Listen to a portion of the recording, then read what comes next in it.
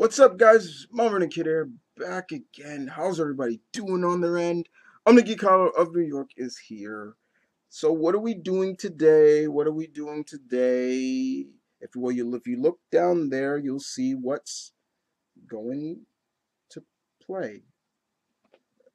Sorry, I tried to rhyme that. um, if you guys have been following me for the past 10 years, then you know that I have multiple channels. I got a video game channel. Um, I have a channel that's dedicated to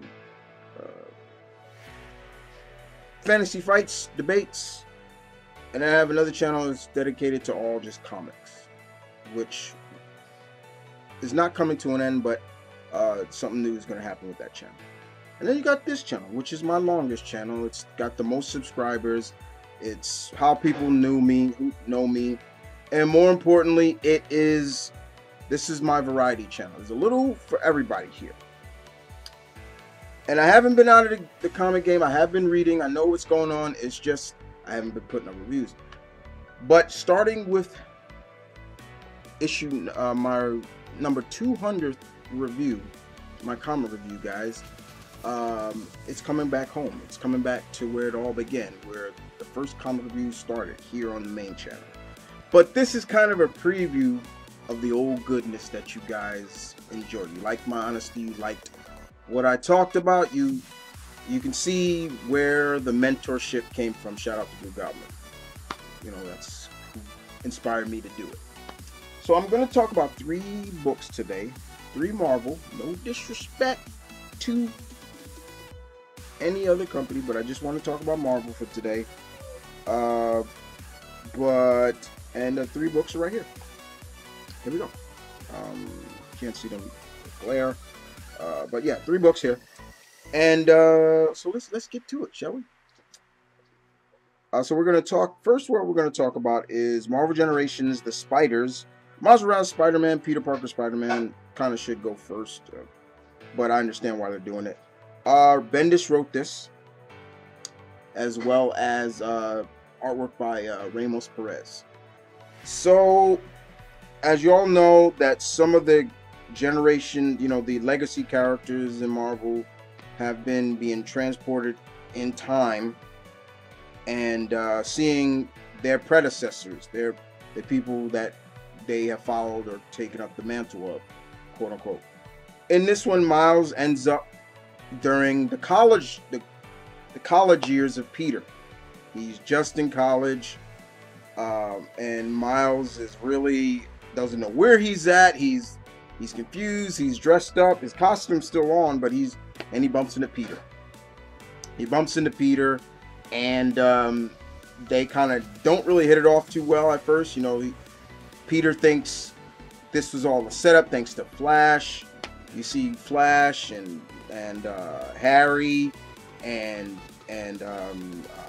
Gwen all there, and Peter's like, how much did Flash set you up with? And he yells at Flash, "Not funny, Flash. It wasn't funny in high school. It's not funny here." And Flash don't know what he's talking about, but he still finds it funny. This is still when Flash was a dick. Okay, let's just put it like that. And Miles kind of gets to see what Peter had to go through at his time, even as Spider-Man, even though he was Spider-Man at his time and he could have did more, but he got to see. But little did Miles also know is that Peter is dealing with Aunt May's in the hospital, and she was fighting for her life. This is right around the time when, I'm forgetting the issue, when pretty much that famous iconic scene where Peter is lifting, he pulls all the strength and lifts all that machinery off of him during Doc Ock's time, when Aunt May got the virus and he needed Doc Ock's help, but Doc Ock was being a dick and didn't say. So this is kind of during that time, and Peter's really just miserable. He's upset. He's angry, scared, because what's always been Peter's burden, I try to do the right thing, and the people I love get hurt. That is something that we all know about Peter, and kind of that's one thing we all appreciate about Peter too, is like he's a hero that he does not hide his burdens. He carries those burdens and carries them like a trooper, but it's also, you want to just say, you know, Peter, let me take some of that burden. And Miles gets to see that. And Miles goes to introduce himself more and tells him what the future is going to hold. Yeah, he's a Spider-Man just like him. And, you know, things like that. Miles even gets to see himself as a little boy with Genki and his mom. I was a little confused by that because I'm just like, okay, Peter's college years, when was that supposed to be? Was that early 70s, late 70s, early 80s? I'm trying to figure. See, that's the one thing about the timelines that I really always never liked. But in this, we see that, and he gets to see his mom. He sees his mom, and his mom's not really like kind of sure about him. She even says, "I'll call the cops on you" and stuff like. Because Miles is kind of staring at his younger self in Genki, and it kind of came off a little pedophilia, you know, like, can I help you? Like, how would you feel if some teenager was staring at your child, kind of smiling in a sense, and you know, how would you feel? You know, you'd be like, can I help you? I know a number, I'll call the police, you know, something like that. But Miles does get to appreciate Peter even more. Even thanks him after Peter finally gets some sleep. Peter has not slept in days because he's so worried about Aunt May. And I'm not gonna ruin. What should I? It's not a major fact. We know Aunt May survived. But Peter finally gets some sleep, and he just says to Peter, "I appreciate you letting me share the legacy with you." I thought that was really cool. I was like, okay, it's not like Miles is saying, you know, I'm gonna take over, but he's basically saying that, yes, thank you for letting me share it with you. And of course, it ends right there. This was good. Bendis did a really good job writing this. I was really pleased with it. Was it perfect? No, it wasn't. No, it wasn't perfect. But it was a good issue. I did enjoy this. Marvel Generations, The Spiders, Miles Morales, Spider-Man, Peter Parker, Spider-Man. Okay, let me get a little closer, guys. Sorry about that. Next up, we're gonna go again with the Generations. We're gonna go Marvel Generations, The Americas, #1. Damn it. Sorry about that glare, guys. Sam Wilson, Captain America. Steve Rogers, Captain America. Spencer does the writing in this. I love this. I thought this was beautiful. This was great. I enjoyed this a lot. So, once again, it's still dealing with next gen's getting transported back in time. And in this issue, we see in the beginning, Sam is being questioned by two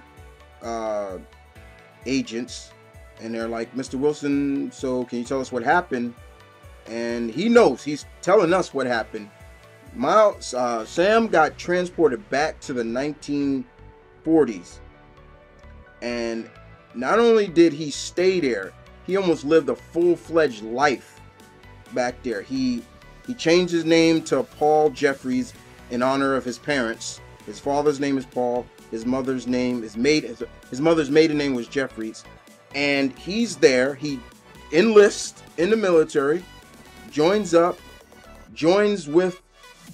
fights the Axis powers with Cap. He sees Cap first time seeing Cap right when Steve became Captain America. So he's still kind of a rookie. He's still kind of scared, not becoming the natural born leader he will become. But Sam also gets wings back then. He flies with the Tuskegee Airmen, and it was really cool to see that. I was just like, and over time, after he got out the war, he became a minister, just like his brother and his father. He got into the civil rights movement. He had a soup kitchen. He had a family. All this stuff was happening all in that time. Meanwhile, Steve is still in suspended animation in the North Atlantic until finally he came out, and his Sam's children, why, are asking him, like, weren't you in the war with him, Dad? And Sam goes to see him. Now, Sam at this point is an older man, gray hair, semi-bald, but an old man. And he goes to see Steve. And one of the best parts about it, another part that I loved about this issue, was you would think Sam being in uniform, going to see him while everybody is, cheering him and saying, "Oh, my grandmother had a huge crush on you, Steve Rogers," and things like that.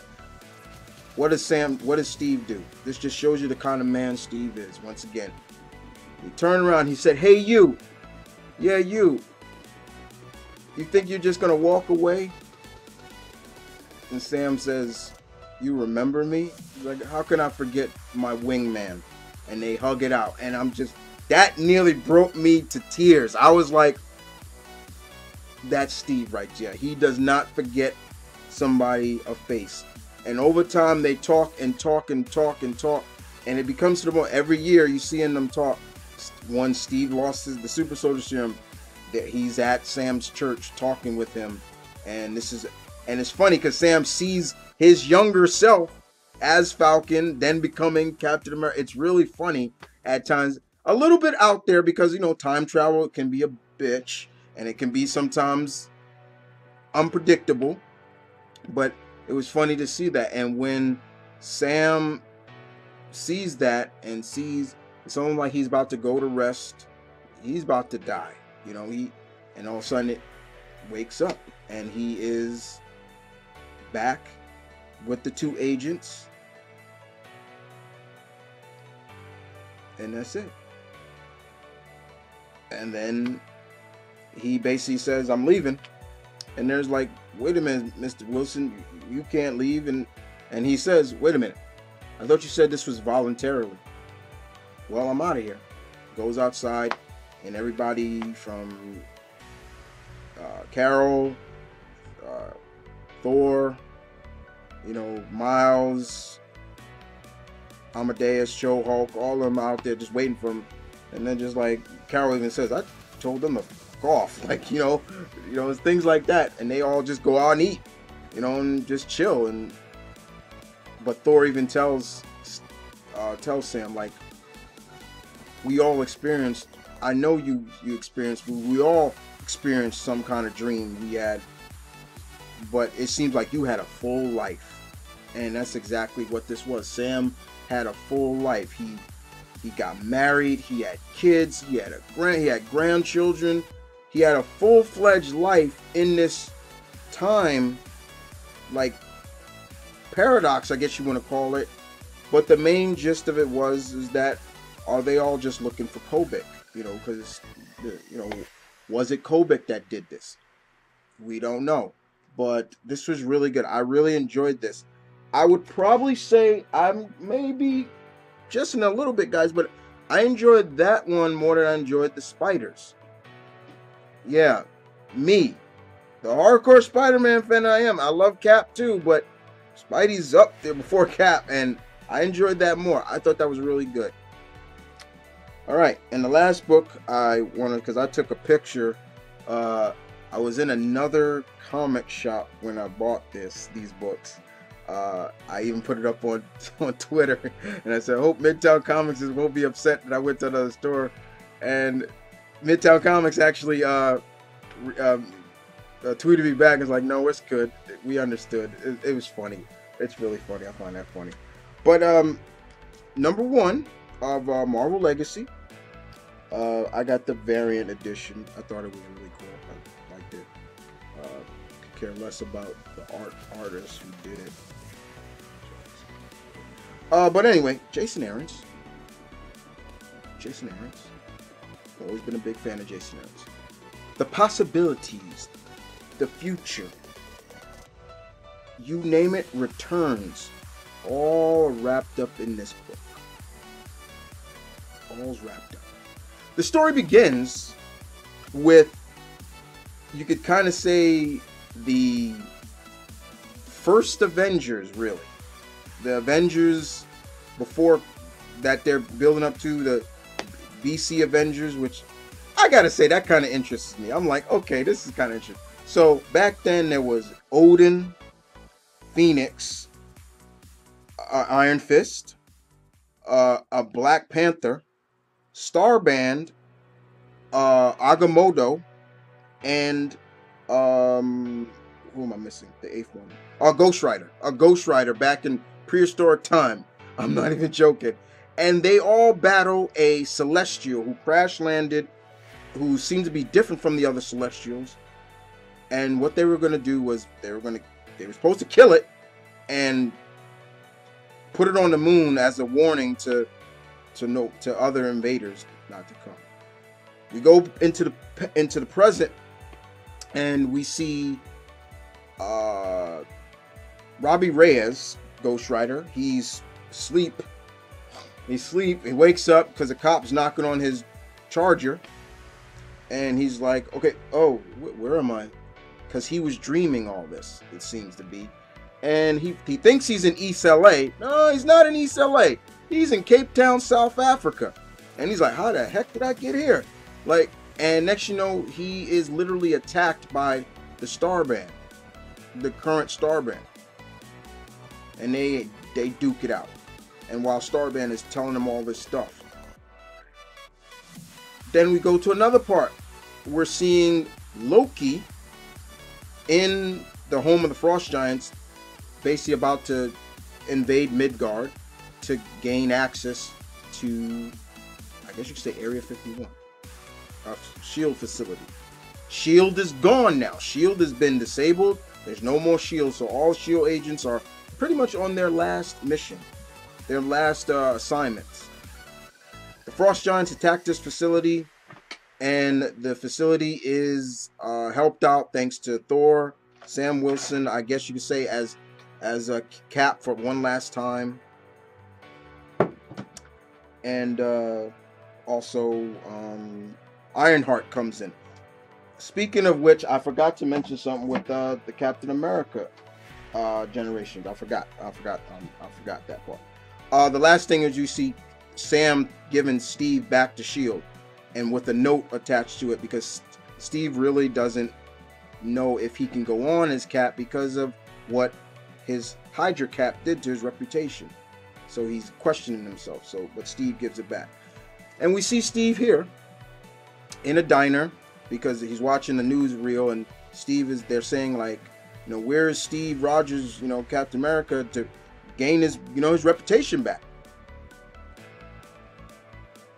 And while Thor, Ironheart, and Sam are dealing with the Frost Giants, we move on to another scene that seems to pick up something else. We're at the Avengers Mansion. Jarvis and Nadia and Jarvis is looking at the statue of the founding members, and he's just like, he's saying to Nia, like, I know every brick, every memory, everything about this place, but like something is off, something is wrong. The next panel shows the statue. Now, the statue has pretty much the founding members: Giant Man, Hank Pym, Hulk, Thor, Iron Man. They even added Cap into it. However, Janet Van Dyne is not where she's supposed to be, near on Ant-Man's hand. There's another woman there, which is going to be played up in the Avengers books. I think her name's going to be Voyager, so I'm guessing it's something to do with that. That interests me. We fast forward another place, back to the fight between Robbie and Starband. They're just going at it, duking it out, blow for blow, back and forth, back and forth. Robbie's confused. He's like, yo, why are you doing this? But he's no sucker. He's not going to let this guy punch on him. We are also shown somewhere in another star system. And this is the one that really kind of like, I hope they don't, this is not what they're going with this. Somewhere in another star system, there is an intergalactic Wakanda. And I stared on that page for some time, y'all. I'm like, no, please don't do that. Please don't do that. Don't do that. I'm hoping that they don't say that Wakanda is built on alien origin. I would hate that. I would hate that everything about Black Man is based on alien origin. I would hate that. We're seeing another panel where Deadpool is confessing something in a bathroom stall. Cops open up fire on him. He's just sitting there, almost pulling a Raven and Tommy Dreamer. Thank you, sir. May I have another? You know, he's just getting shot up. He's confessing that he's responsible. They're arresting him basically for the murder of Phil Coulson. Then there's just all these different possibilities or the future. Besides what's to come, then there's also the one that really just hit me again. Johnny Storm and the ever-loving blue-eyed thing on top of a roof, and Johnny's just saying, I don't think they remember us, Ben. Do they remember us? Basically them saying, like, do they remember the Fantastic Four? And will they still remember them? And Ben's like, you bet my sweet Aunt Patootie, they will remember us. And, you know, it's a classic line. And he shoots a flare up in the air and then makes the 4. And so we know that's going to continue in the Marvel 1 and 2 Human Torch and Thing, which I'm looking forward to reading. Then there's also the other possibility. Then there's so many things that's going on in this book. Like, you're just like, okay, what the hell? Norman Osborn tried to break into the Sanctum Sanctorium for some strange reason, but he couldn't get in. Iron Fist and Doctor Strange are out there.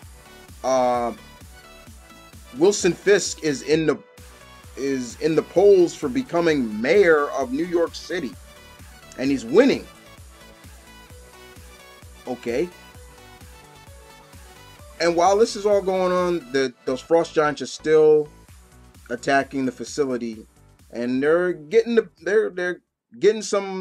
the upper hand, but we're seeing so many possibilities.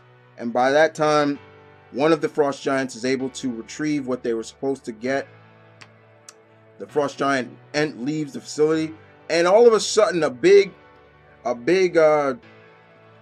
tanker truck comes out and nearly hits the frost giant. He's pissed, and he's like, step out of the car, step out and face me, human. And we see who steps out of this big rig. And what's funny is it's the truck is hauling beer. Steps out, and the guy says, I'm coming out.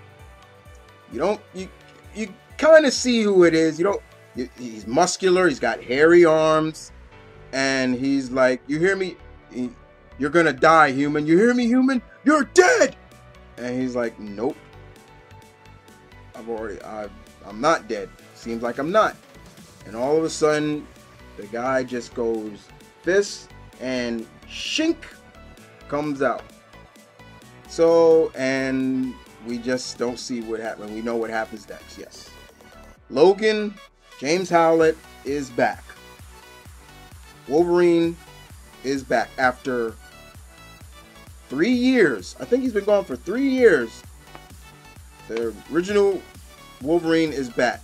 He killed the Frost Giant, even told the drinking a beer, and then he puts the beer in the Frost Giant's blood and says, here, keep that warm, keep that cool for me. And he opens the container, and it's an Infinity Stone. What the hell's going on now? Gamora senses it. Is there another Infinity War coming? That's what I was thinking. Okay. So many possibilities. Already a return. And the ending, I loved. The ending of it, you see Franklin Richards and Val together in another universe.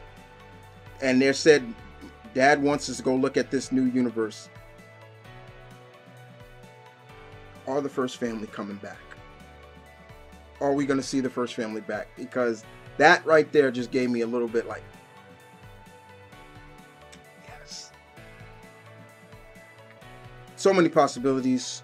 The future, legacy, you name it. The first issue, was this perfect? No, this was not perfect. But I trust Mr. Aarons with this because it's the first issue. Probably we're going to know some more what's going to happen. A lot should be explained. But this was enough, an initial issue, guys, to get me invested and be like, okay, I'm interested. Where's this going? I was talking to a friend not too long ago about it. He didn't like it. I was like, okay, it wasn't that bad, but I trust Aarons. He's one of my favorite writers. I know what he can do. I trust it. There was more. I didn't explain everything. I'm not good. And notice I didn't say everything, but there were some other things in here, but I didn't explain. But in the meantime, y'all, Marvel Legacies, number 1, issue number 1. Not bad. Not bad at all. Looking forward to the come. Well, guys, that is it. Hope you guys enjoy that. That was just a teaser of what's to come soon. My comic reviews are coming back home to this channel, starting with review number 200. But in the meantime, get ready. You'll see a whole bundle upload of reviews leading up to this, to 200th review. But other than that, thank you guys for watching. This is M.V.K Kid saying peace, one love, stay tuned, keep it real, guys. Take care.